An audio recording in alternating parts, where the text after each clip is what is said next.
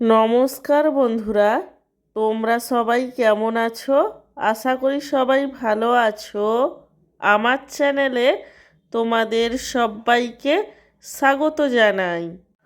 আজকে আমার লাঞ্চের থালিতে কি কি মেনু আছে তারই ভিডিও তোমাদের সাথে শেয়ার করব।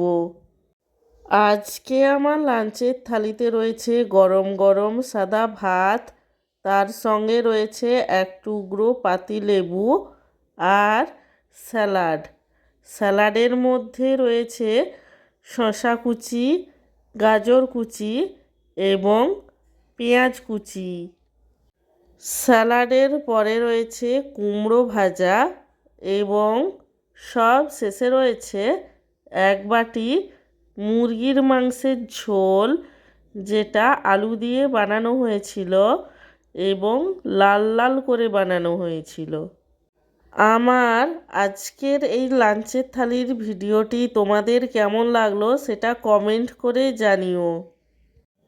আর ভিডিওটিতে লাইক দিতে এবং চ্যানেলটিকে সাবস্ক্রাইব করতে একদমই ভুলো না।